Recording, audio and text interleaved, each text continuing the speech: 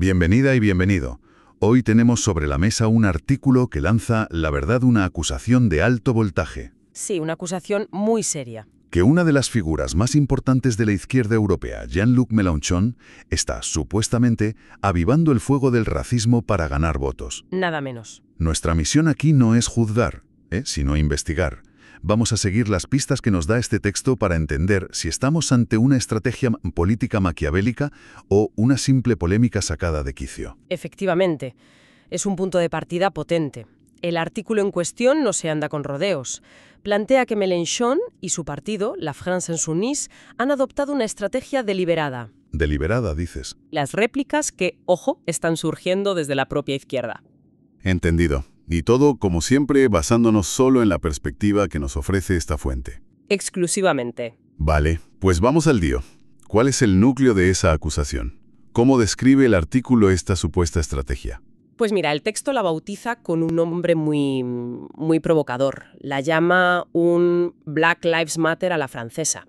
Vaya. La idea central que expone es que Mélenchon ha decidido que el camino al poder pasa por movilizar a las minorías, principalmente a la población de origen africano y magrebí. ¿Y para ello? Y para ello estaría dispuesto a adoptar un discurso que el autor califica de divisivo e incluso de connivente con posturas, islamistas y antisemitas. Eso es una acusación muy seria. Pero, claro, las palabras se las lleva el viento. ¿El artículo aporta ejemplos concretos? ¿Alguna declaración que sostenga algo tan grave? Justo a ese punto quería llegar, porque el artículo no lo presenta como una suposición, ¿sabes?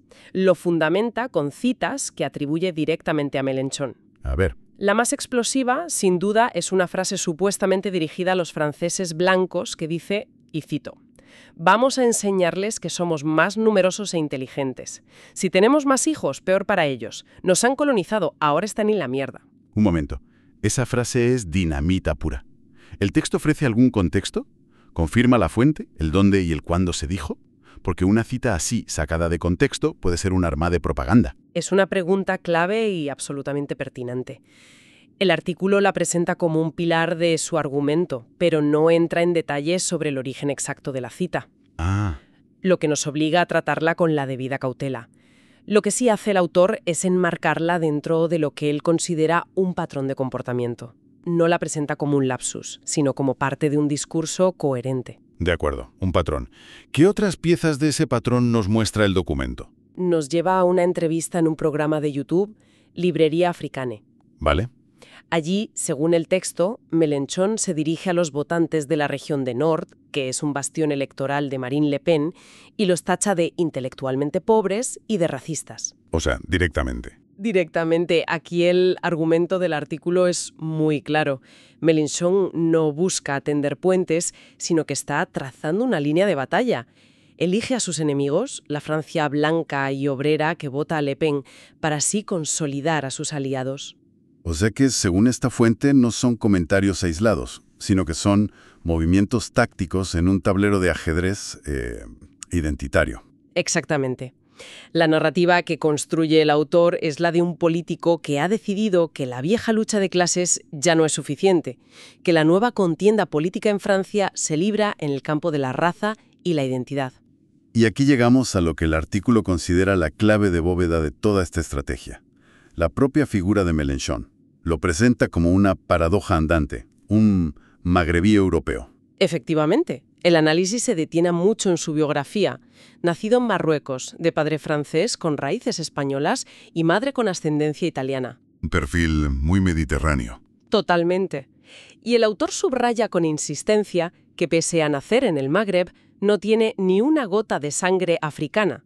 La pregunta que flota en el aire es, ¿cómo puede alguien con este perfil erigirse en el líder de una Francia multicultural y poscolonial? Y supongo que el artículo ofrece una respuesta a eso. La ofrece y la resume en una sola palabra: criollización. Criollización. Ese es el concepto que, según el texto, Mélenchon utiliza como argamasa para construir su proyecto de una nueva Francia. No se trata de sangre ni de origen, sino de un proceso de mestizaje cultural y social que daría lugar a una nueva identidad francesa. Es una idea potente, ¿Cómo la desarrolla el texto? Pues lo fascinante es cómo el artículo la sitúa en el centro del debate más incendiario de Francia. La contrapone directamente con la teoría del gran reemplazo del escritor Renaud Camus. El polo opuesto, vamos. Exacto. Alguien a quien el texto describe como un defensor de la deportación gradual de la población no autóctona.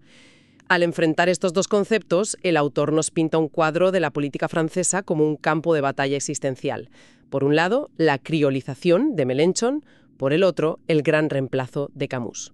El futuro demográfico y el alma del país en juego. Entiendo. Entonces, ¿el artículo sugiere que Mélenchon ha evolucionado? ¿Que ha pasado de un discurso a otro? Sí, el texto señala un giro estratégico muy claro. Se recuerda que Mélenchon fue un autoproclamado bolivariano, muy anclado en la izquierda latinoamericana. Cierto. Pero, según este análisis, ha dejado esa etiqueta en un segundo plano para abrazar de lleno la criollización. Es un cambio de un internacionalismo de clase a una política de identidad centrada exclusivamente en la realidad demográfica francesa. Un movimiento que el autor considera fundamental para entender todas sus acciones. Pero claro, una estrategia tan radical, tan basada en la identidad, tiene que generar anticuerpos incluso dentro de la propia izquierda. El artículo explora esas tensiones. Totalmente. De hecho, una parte importante del análisis se dedica a mostrar las grietas que esta estrategia estaría abriendo. Y para ilustrarlo, nos presenta a una figura muy cercana a Mélenchon, la diputada de su partido, Danielle Bono. ¿Y qué papel juega ella en esta historia según la fuente? Se la presenta como la encarnación de la radicalización de esta línea política. El texto rescata una anécdota muy reveladora, su crítica a la histórica fiesta del periódico comunista L'Humanité, a la que acusa de ser la fiesta de la izquierda blanca. Vaya, atacar un evento tan emblemático para la izquierda francesa, eso es buscar la confrontación. Y la anécdota va más allá. Según el artículo, la indignación de Obono explotó al ver que en la fiesta estaban asando un cochinillo. Su argumento, tal y como lo recoge el texto, es que esa práctica no encajaba con el ecologismo decolonial. Espera, ¿ecologismo decolonial? ¿Ese es otro de esos conceptos que necesitan una explicación? ¿Qué quiere decir el texto con eso? Es un punto muy interesante. Según el análisis que se nos presenta, este concepto fusiona dos ideas que normalmente van por separado, la ecología tradicional y una crítica radical al pasado colonial. Vale. La lógica que expone el autor es que ciertas prácticas, como comer cerdo, no solo tienen un impacto ambiental, representan una herencia cultural europea que se impone sobre otras, como la musulmana o la judía, por ejemplo. Ya veo.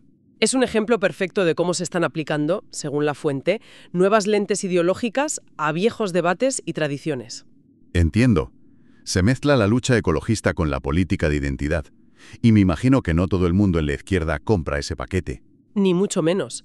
Aquí es donde el artículo describe la fractura. Nos presenta la reacción de Fabien Roussel, el líder del Partido Comunista francés, el anfitrión de la fiesta, del cochinillo. El aludido. El aludido, sí.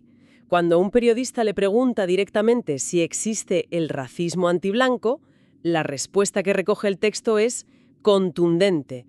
Por supuesto que sí. Y no se queda ahí. Acusa directamente a la retórica de Mélenchon de hacerle el juego a la extrema derecha. O sea, una crítica frontal de un aliado tradicional. Pero lo más dañino suele venir de dentro. Hay voces críticas dentro del propio partido de Mélenchon. Paremos un momento aquí porque lo que viene ahora es, según el artículo, la prueba definitiva de que la estrategia está implosionando. El texto nos habla de Ati Diarra. ¿Quién es? Una diputada del mismo partido que Mélenchon, de la France Insoumise y de origen gambiano. ¿Y qué dice ella? Pues tras una de las polémicas declaraciones de su líder, el artículo recoge su reacción pública. Y es brutal. Diarra afirma: ese señor no será nunca ni mi socio político ni mi camarada. Vaya, eso es demoledor, ni mi camarada. ¿En el lenguaje de la izquierda eso es una excomunión? Totalmente. Romper así con el líder de tu propio partido. El artículo debe de presentar esto como una herida casi mortal para la cohesión interna, ¿no? Exacto. Esto no es un rival político de otro partido. Es una diputada de su propia formación, una mujer de origen africano, rompiendo filas de una manera brutalmente pública. El autor lo utiliza como la prueba irrefutable de que la estrategia no solo divide a la sociedad, sino que está reventando el propio partido por dentro. Claro. La presenta como una voz que, desde su propia identidad y experiencia, rechaza de plano el camino que se le atribuye a Mélenchon. Y el artículo amplía el foco más allá del comunismo, o de las filas internas de la France Insoumise. Menciona a otros sectores de la izquierda. Sí, para mostrar que esta tensión es generalizada, cita al candidato socialista Raphael Glucksmann. Ah, Glucksmann. El texto le atribuye una descripción durísima de lo que él llama la izquierda liberal de Mélenchon, afirmando que es antiblanco y antijudío como Diarra, y que esos son méritos para llegar lejos en el melenchonismo. ¡Qué barbaridad! Es una acusación durísima, que ya no habla solo de estrategia electoral, habla de una fractura ideológica y moral muy profunda. Exacto. Todo este conflicto político que el artículo describe, estas acusaciones de racismo, las rupturas internas, no surgen de la nada. El texto argumenta que hay un caldo de cultivo filosófico detrás, y para explicarlo recurre a la figura del pensador Pierre-André Taguieff. Correcto. Para dar un armazón teórico a su análisis, el autor se apoya en el trabajo de Taguieff, en concreto en su libro Del racismo en general y del racismo antiblanco en particular. Vale. La tesis central que el artículo extrae de esta obra es que en el debate público actual todos los racismos son denunciados públicamente, salvo el racismo antiblancos. Es decir, que el artículo, a través de Taguieff, sugiere la existencia de un tabú, un punto ciego en la conversación pública francesa donde un tipo de racismo es invisible, o peor aún, su mera mención es ilegítima. Precisamente, Taguieff, según se nos cuenta, sostiene que esta forma de racismo solo es reconocida como una realidad tangible por una pequeña minoría de intelectuales y políticos. Y a partir de ahí, el artículo desarrolla una idea aún más compleja, la de un nuevo moralismo politizado. Nuevo moralismo politizado. Suena a una especie de policía del pensamiento. Esa es la idea que se transmite, sí. El análisis del artículo lo describe como una corriente ideológica cuyo objetivo es vigilar, señalar y castigar a cualquiera que no se alinee con lo que considera antirracistamente correcto. ¿Y la consecuencia de esto sería? La consecuencia directa de este moralismo, según el argumento, es la implantación de una doble vara de medir. Espera, explícame eso de la doble vara de medir. ¿A qué se refiere exactamente el texto con eso? Se refiere a una lógica que el artículo atribuye a esta corriente que opera en dos direcciones simultáneas. Por un lado, estigmatiza y criminaliza a los blancos como inherentemente o potencialmente racistas, casi como una condición por defecto. Ajá. Y por otro lado, y al mismo tiempo, niega sistemáticamente la posibilidad de que exista un racismo dirigido contra ellos. O sea que la tesis del autor, a través de Taguieff, es que se ha creado un marco en el que un grupo es culpable por defecto y al otro se le niega la posibilidad de ser víctima. ¿Es esa la idea central? Has dado en el clavo. Se crea una estructura rígida de opresores y oprimidos basada en la raza, cerrando la puerta a cualquier análisis más matizado o complejo de las relaciones de poder. Y es en este caldo de cultivo intelectual donde, según el artículo, la estrategia política de Mélenchon encuentra su justificación y su lenguaje. Bien, hemos recorrido un texto con una tesis muy potente y definida. Nos ha pintado un cuadro de una parte de la izquierda francesa que en su búsqueda de nuevos votantes estaría adoptando una estrategia basada en la identidad racial, con consecuencias que, según el documento, son profundas. Sí, profundas. Divisiones en la sociedad, pero también fracturas y heridas abiertas dentro del propio bloque de la izquierda. El análisis, en definitiva, nos deja con una reflexión final que se desprende de todo el material que hemos examinado. Sí, como sugiere el autor a través de las declaraciones que recoge y del análisis de Taguieff, ciertos discursos políticos empiezan a redefinir quién puede ser víctima y quién verdugo en función de la raza. Se abre una cuestión fundamental. Exacto. Una cuestión que va más allá de Francia. ¿Y cuál sería esa cuestión? ¿Cómo afecta esto a los principios universalistas sobre los que tradicionalmente se ha construido la izquierda europea? El ideal de que la justicia y los derechos son para todos, independientemente del origen, el color de la piel o la religión. Lo que este artículo pone sobre la mesa es una tensión brutal entre ese universalismo clásico y una nueva política de identidades que parece considerarlo ingenuo o incluso cómplice. Y a jugar por lo expuesto es una tensión que está muy lejos de resolverse.